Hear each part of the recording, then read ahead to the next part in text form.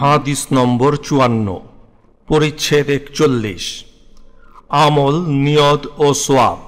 আশা অনুযায়ী প্রত্যেক মানুষের প্রাপ্য তার নিয়ত অনুযায়ী। হাকাম ইবনু নাফি রহমতুল্লাহ আলাইহি সাদ ইবনু আবু ওয়াক্কাস রাদিয়াল্লাহু তাআলা আনহু থেকে বর্ণিত, রাসূল সাল্লাল্লাহু আলাইহি ওয়াসাল্লাম বলেন, তুমি আল্লাহর সন্তুষ্টি লাভের আশায় যাই খরচ করো না কেন, তোমাকে তার সওয়াব অবশ্যই দেওয়া হবে। এমনকি তুমি তোমার স্ত্রীর মুখে যা তুলে দাও তারও।